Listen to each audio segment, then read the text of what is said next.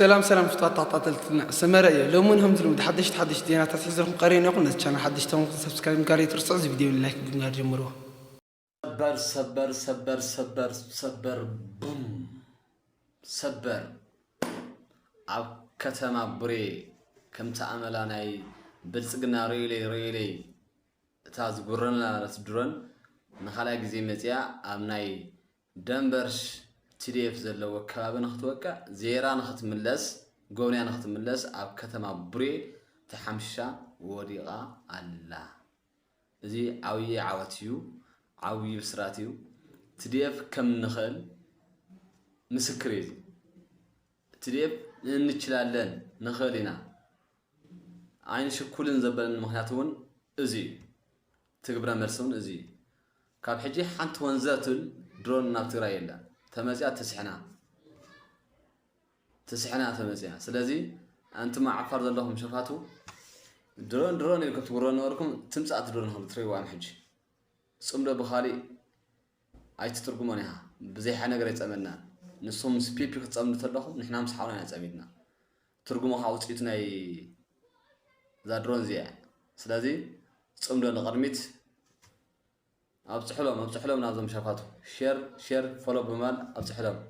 Thank you. ግብጽ አሁንም በቀይ ባህር ላይ አዳዲስ ተንኮሎችና ሴራዎችን እየሰራች ትገኛለች። ዛሬ ላይ ደግሞ የሰራችውን አስገራሚ ነገር ልንገራችሁ። በግብጽ የተመራው የባህር ኃይል እንግዲህ በቀይ ባህር ላይ ወታደራዊ ልምምዶችን ሲያደርግ ቆይቷል። የኢትዮጵያ ጎረቤት የሆኑት ጅቡቲና ሱዳን የተካተቱበት ሲሆን እንደዚህም ደግሞ ከአረብ ሀገራቶች የመንና ጆርዳን ተሳትፎበታልም ተብሏል። ዓላማው በቀይ ባህር ላይ አደጋ የሚያመጣ አካልን ከመጣም ለመከላከል ነው ሲሉ የግብጽ የውጭ ጉዳይ ሚኒስትር በድር አብደላቲን ገልጸዋል። የግብጽ የውጭ ጉዳይ ሚኒስትር በድር አብደላቲን በተከታታይ ጊዜያቶች ኢትዮጵያ ወደ ቀይ ባህር የመጠጋት መብት የላትም ሲሉ የነበሩ ሰውዬ ናቸው። ዛሬ ላይ ደግሞ ወደ ቀይ ባህር ላይ የሚጠጉ ወይንም ለቀይ ባህር ስጋት የሚሆኑ አካላቶች ላይ እርምጃ ለመውሰድ ወታደራዊ ልምምዶችን እያደረግን ነው ብለዋል። ይሄ ነገር ከምን ጋር የተያዘ ነው ስንል የኢትዮጵያን የቀይ ባህር ፍላጎት ላለማሳካት የተደረገ የግብጽ ሴራ እንደሆነ በግልጽ ያሳያል። ሐሳብ ይዘሽና ካላሽን ክንውግዝ ኣለና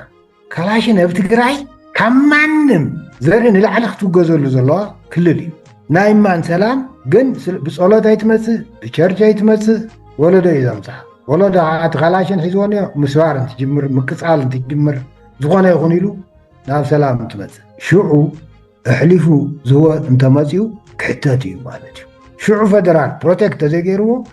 ኣነ ብሂወትና ኣለኹ ሓታታይ እዚ ኮይኑና እኒአ ግን በዓልና ኣብ ክልተ ተመቂልና እናተጋገርና ዘረባ እዚኣ እንታይ እያ ገለመለ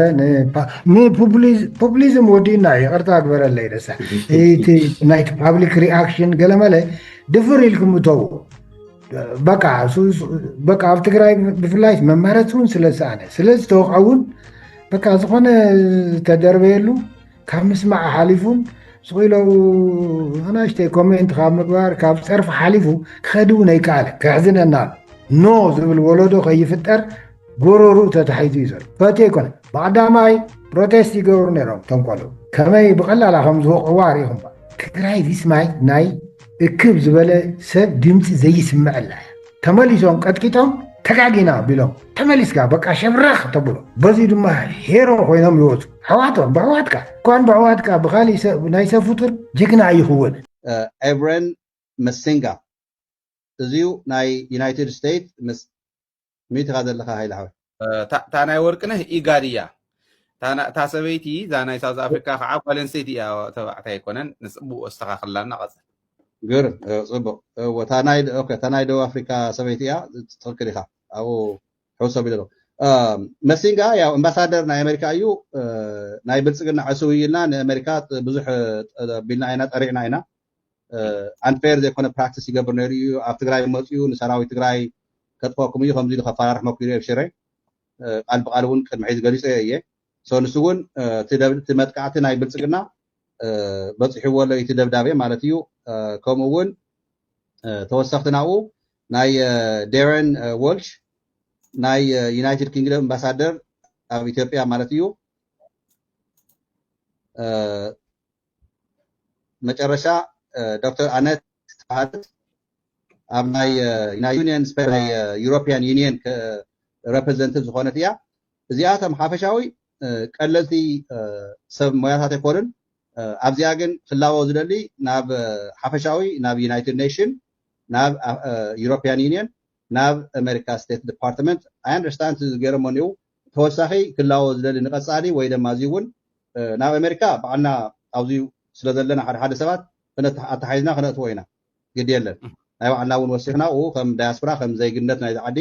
ዝግበር ዘሎ ብብልጽግና ክነተሓሳለና እዚ ግን ዓብይ ነጥቢ እቲ ደብዳቤ ዘንበብክዎ ኣድላዩ ስለ ዘይኮነ ብሓፈሻው ግን ጽቡቕ ስራሕ ሰሪሖም ኣለው ሕወሓት ከምዚ ንክገብሩ ኢኻ ንጽበ ነርና ጠንካራ ግብረ መልሲ መሃቦም ግን ደደቤት ዝቀደመተ ምክንያት ደቂሶም ስለ ዝነበሩ ንሕና ግን ድቃስና ውሕዳት ስለ ዝኾና በተለይ ንስኻ ህይወትካ ጥራይ ከይትጎድእ ሓደራ ክብለካ ይደሊ ከም መቃልስቲ ወይ ድማ ከም ሓውካ ካብኡ ቀፂለ እቲ ዝኽየል ዘሎ ከይድታት ሒዚ ኣብ ትግራይ ጊዜያዊ ምሕዳር ትግራይ ፀጥታ ትግራይ ፖሊስ ትግራይ ዝምልከቱ ኣካላት ትግራይ ራዕድታት ተፈጢሩ ሃፍታማት ጣፍ ሓደ ነገራት ምግብታት ናብ ምድባቕ ምእሻግ ዝጅመረሉ ግዜ ክመጽእ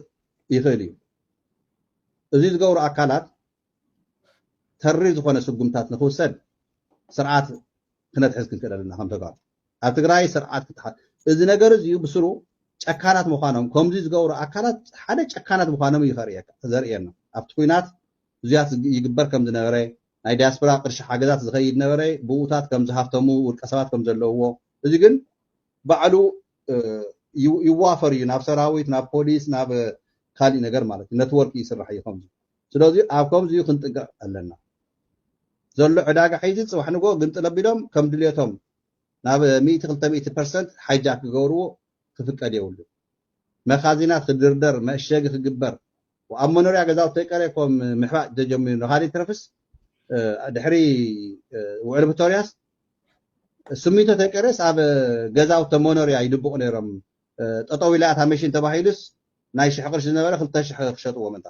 2500 ክሸጥዎ ምንታ ብጣዕሚ እዚያት ነገር ጠጠው ይበል ስስዕና ኣብ ተጋሩ ጠጠው ይበል ጨካናት ኣይንኹን ሓቀየ ኣታ ዘጥዕመልና ማ ክንተሓጋገዝተልና እዩ ብሓደ ክንሓብር ተለና እዩ ስለዚ አንቱም ራዕዲ ትፈጥሩ ዘለኹም ድሮናት ሒዙ ከጥፈና እዩ ኩናት ከም ቀደም ይገለቱ ልኻነየ ኣይኮንን ከውን እውን ኣይኽእልን ናት ኩናት ኣየድልየናን ክንብል ተለና ግን ፀላኢ ሒዚ ራዕዲ ንኡውን ራዕዲ መፅያተላ ሰራዊት ትግራይ ሰራዊት ኤርትራ ሰራዊት ፋኖ ኣብ ሰዓት እዚዩ ናብ ምንባብ ዘይመፀሉ ምክንያት ከንታ እዩ ከም ሕቶ ኢና ኣብ ሰራዊት እውን መሪሕነት ስለ ዘለዎ ግን ከጥፈካ እየኢሉ ዝመፅእ ዘሎ ሓይሊ ስኢ እዚ ግንባራት እዚዩ ብሓደ ዘይስለፈሉ ብሓደ ዘይምክተሉ ከንታ እዩ ክነብር ያለዎ ክነብር ኣለካ ከም ሓሳብ እዩ ማለት ኣነ ከም ሓደ ናይቲ ማሕበረሰብ ውላድ ዋ ከጥፈና ይመፅእ ኣሎ ከጥፈኩም እየ እውን ብዕሊ ኣብ ሰራዊትና ተኩሱ ናብ ሽርዓትየ ንኤርትራ ከጥፍ እየ ይብል ኣሎ ንሕና ንኤርትራ ዘይኮነስ ንባዕልና ክንከላኸል መብትና እዩ ተተኸላኸልና ንኤርትራ እውን ኤርትራ ንኣና ሓገዝ ዘይትገብረሉ ምክንያት ኣሎ ብሓደ ተሰሊፍና ደርጊ ታይዲ ተገይሩ ደርጊ እኮ ሓቢሮም ከጥፍዮም ሕዚ እቶም ናይ ደርጊ ተረፍ መረፍ እቶም ደቂ ነጥላባሽ ተኣራርዮም ካብ ትግራይ ካብ ኤርትራ እውን ተወለዱ ኮይኖም ግን ደቂ ነጥላባሽ እዮም እዚኦም ምስ ናይ ሽዋ ሓይሊ ከጥፉና ተበገሱ ንሕና ከሓቢርና ንኣብነትስ እቶም ሸፋት ዓፋር ኒውሲ ፅባሕ ንጎ ኩናት ተተወሊዓስ ንኣቶም ትኸውን 2-3 ድሮን ሰዲዱ ሻዕብያ ንዚኣቶም ምቅፃል ይጠፊዎ ኣነ ማለትስ ናተይ ርእይቶ ዝህብ ኣለኹ ንደደቤት ሚድያ እውን ይምልከትን እዚዩ ናይ ባዕለይ ከም ውልቀይ ርእይቶ ዝህብ ዘለኹ ርእይቶ ክብተሎ ከም ውልቀይ ንኣኻ ከምዚ ተኣሽሙ ገይረ ወይ ድማ ነቲ ሚድያ እውን ከም ሚድያ ያው ቀሪበ ኣለኹ ከም ሓደ ማሕበረሰብ ተገዳስ ትግራዋይ ግን ከጥፈኩም እየ ኢሎም ናብ ትግራይ ዝትኩስ ዘለዉ ፀላእትና ያው ኣብ ሰዓት እዚዩ ህዝቢ ኤርትራ ሰራዊት ኤርትራ መንግስቲ ኤርትራ ኣብ ጎንና ምስላፍ ንፈልጦ ሒዚ እያ ብሓደ ምስላፍናስ ታፅምዶ ስለ ዝበልና ስለዘንጨብጨብና ገለገለ ኣይኮነን ኣብዛ ቀውጢ ሰዓት እዚኣ ሰራዊት ትግራይ ተደፊሮ ብልፅግና ብድሮን ተወቂዑ ብልፅግና ኣብዚኣ ሰዓት እዚኣ ላዕላውነት ኢትዮጵያ ጥሒሶም እዮም መግለፂ ውሃበ ይፍቀድን ገለገለ ዝብሉ ፈላጣት ኢና ዝብሉ ኣለዉ እዮም ኖ ንሕና ብዕላዊ ሰራዊት ኤርትራ ህዝቢ ኤርትራ ከጥፈእካ የድኳ ኣሎ ንስኻሲ ሃገር ክትከውን ኣይፈቅደልካን 3 ሚልዮን ብሓደ ዓመት ክፈጥር እየ ኤርትራሲ 2 ሚልዮን ናብ ኣምሓርኛ ኢሉ 2 ሚልዮን ይኹም 3 ሚልዮን ብሓደ ዓመት ክፈጥር እየ ከባኻትኩም ብምሉእ ህዝብኩም ካብኡ ዝበዝሐ ብሓንቲ ዓመት ክትክእ ስለ ንኽእልሲ ንስኻትኩምስ በቃ ድሕሪዝ ከንብረኩም ዘይደልን ትናሃትኩም ባሕርግን ወናን ይኮይን ኣነ ከም ናይ ሽዋ ሓይሊ ናይ ኦሮሞ ክነብረሉ እየ ኣነ ክፍትመሉ እየ ከም ድሌተ ኢልኩም ኣሎ ሶ ንዑ ተሰለፉ ምሳና ሰላም ከመይ ፀንሑ ታፍተዋትን ክቡራትን ተኸታተልቲ ደደቢት ቲቪ ነሰዓት ዘዳለናልኩም ሓፀርትን እዋናዊ ዜናታት ሒዝናልኩም ቀሪብና ኣለና ክትከታተሉና ዓድመና እዩ ብቐንዲ ኣርእስተ ነጥብታቶም ክንፍልም ተቐለብቲ ጠንቋሎ ኣብ ቤተ መንግስቲ ኢትዮጵያ መንፈሳዊ ውግእ ከም ዝጀመሩን ኣብ ቤተ መንግስቲ ዝቕልዎም ጠንቆልቲ ከም ዘለውና መረጃ ቲቪ ዝነጥፍ ኣይተ ዘመድኩን በቀለ ሓቢሩ ብርጋዴር ጀነራል ወደን ጥሩ ኣብ ትግራይ ስልጣንን ገንዘብን ክረክብ ኣይከኣልኩን ኢሎም ናብ ጉጅለ ብልጽግና ካብ ዝሃደሙ ጀነራላትን ፖለቲከኛታትን ትግራይ ሓደ ምዃኑ ተገሊጹ ሰምሃል መለስ ንኢሊታት ትግራይ ብትሪ ነቒፋ ናብ ዝርዝሩ ሰጊርና ኣለና ምስ ዕለታዊ ዜናታት ቢንያም ሓድሽ ሰናይ ምክትታል ተቐለብቲ ጠንቋሎ ኣብ ቤተ መንግስቲ ኢትዮጵያ መንፈሳዊ ውግእ ከም ዝጀመሩን ኣብ ቤተ መንግስቲ ዝቕልቦም ጠንቆልቲ ከም ዘለውን ኣብ መረጃ ቲቪ ዝነጥፍ ኣይተ ዘመድኩን በቀለ ሓቢሩ እቶም ጠንቆልቲ ኢሉ ዝገለጾም ካብ ብዙሓት ከባብታት ኢትዮጵያ ብናይ ቀዳማይ ሚኒስትር ኣብይ ኣሕመድ ኣማኻሪ ማሕበራዊ ጉዳያት ዝኾነ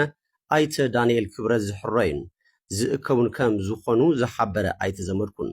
ስርሖም ድማ ጽላሎት ዝወግኡ ወይ ከዓ በአምሓርኛ ጥላ ወጊ ከም ዝኾነ ወሲኹ ሓቢሩሎም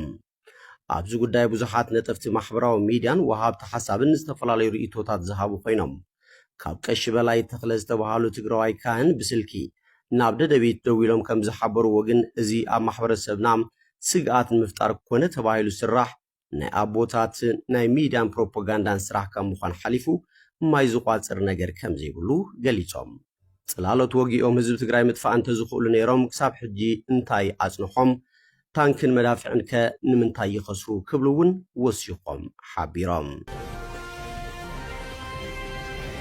ብርጋዴር ጀነራል ወደን ጥሩ ኣብ ትግራይ ስልጣንን ገንዘብን ክረክብ ኣይከኣልኩን ኢሎም ናብቲ ጉጅለ ብልጽግና ካብ ዝሃደሙ ጀነራላትን ፖለቲከኛታትን ትግራይ ሓደ ምዃኑ ተገሊጹ ነዚ መሰረት ብምግባር ንብዙሓት ዘገረመ ተግባር ወደን ጥሩ ተባሂሉ ዝተገለጸ ነገር እንተሃለወ ግን እቲ ብሕልሙን ብጋሃድን ዝሓልሞ ገንዘብን ስልጣንን ንምርካብ ዝመረጾ መንገዲ መናእሰይ ትግራይ ዝበልዕ ሰላም ህዝቢ ትግራይ ዝሕምስን ላዕላውነት ትግራይ ዝህግርን ምዃኑ ክብሉ ገለ ወገናት እናገለጹ ይርከቡ ህዝቢ ትግራይ ንልዕሊ 5 ዓመት ኣብ ዕፅዋን ክባን ኣትዩ ዕለታዊ ዋጋ ህይወት ደቂ ህዝቢ እናኸፈለ ከም ዘሎ ዝገለጹ እቶም ወሃብቲ ርእይቶም ብቅልጥም ደቁ ዝረኸባ ውዕሊ ፕሪቶርያ ተስፋ ገይሩ ሎሚ ዶ ትወግሕ ጽባሕ እንዳበለ ዝጽበ ዝነበረን ዘሎን ህዝቢ ግን ብስስዕ ውቃበ ወደን ጥሩን መሰላቱን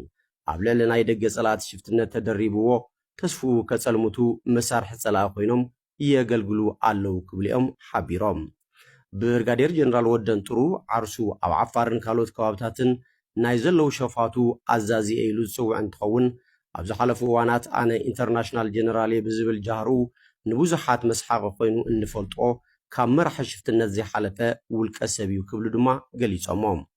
እነዞም ዓዶምን ህዝቦምን ክሒዶም መሬት ዓፋር ሓራ መሬት ኢሎም ኣብ ዓፋር ዝተኣከቡ ሸፋቱ ይመርሕ ኣለኹ ዝብል ዘሎ እዚ ውልቀ ሰብ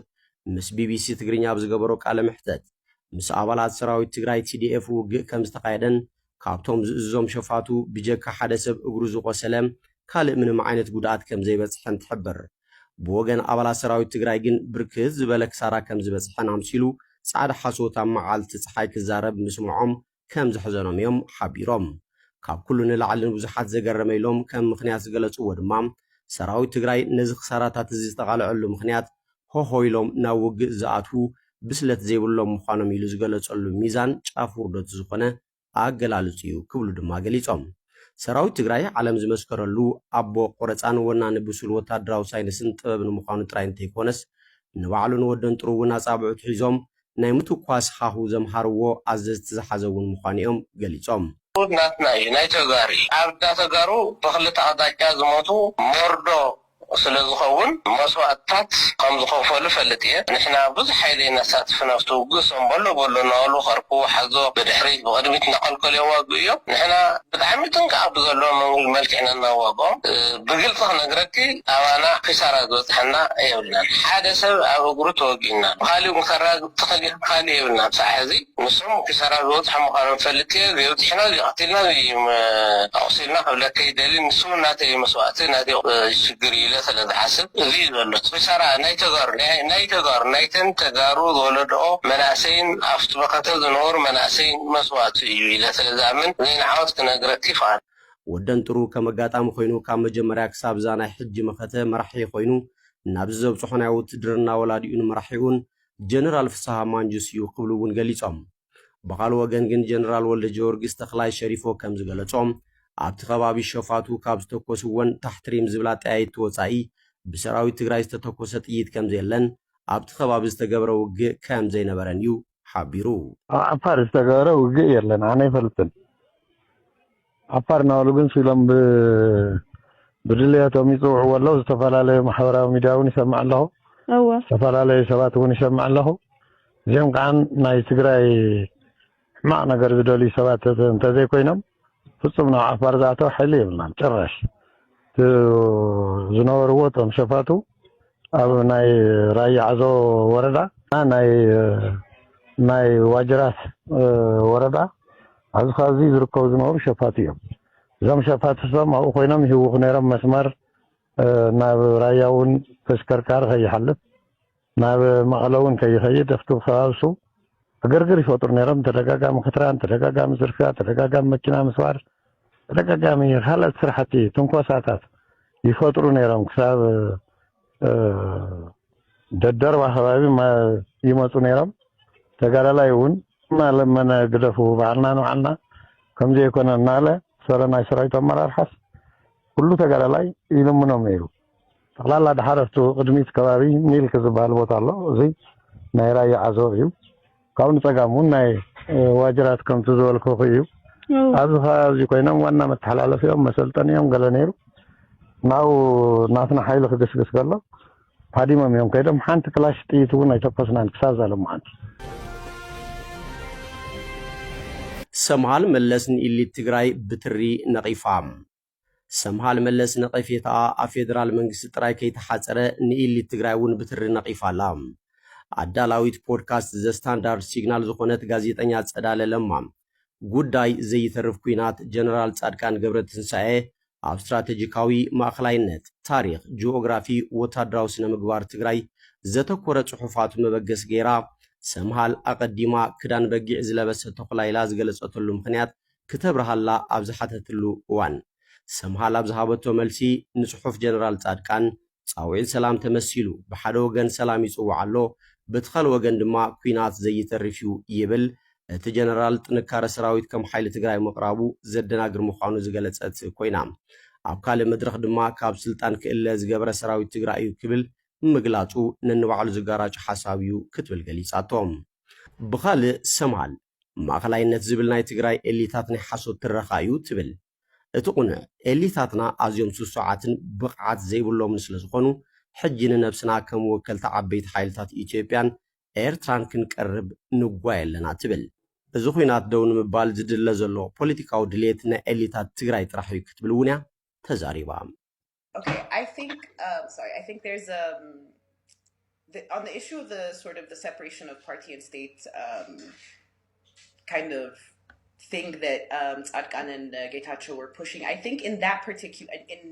in that case,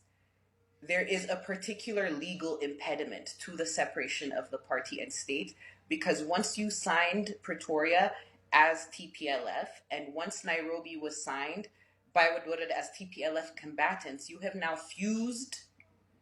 Tigray's continued existence, at least until such a time as the legal relationship between Ethiopia and Tigray is made constitutional again through an election process, completely dependent on the TPLF. Right? You fused that. So there's a particular impediment that comes from the documents that they signed themselves. That's one issue. A second issue is this idea that the political reform program and the economic reform program, the neoliberal economic and political reform program, have never anywhere ended with better democracy, better separation of party or state, more freedom of speech, etc. That just doesn't happen. It has not happened. There is not a single case in which a single empirical case of that happening. Theoretically, this has been defunct for some time now. So I think there's that issue, the issue that even if Pretoria didn't exist, these ideas are no longer, or were never viable and are now proven to be unviable. And then when it comes to the idea of a demand for elections, I actually don't see a demand for elections coming from the opposition parties in Tigray. What I see is a demand for power, by bypassing elections through some sort of transitional government, administration, etc. شمبارك سوطات تغطلتنا أنا لو مدونا زي مسلم رزق أصلا جانب بلا لخمس الناس عن حتى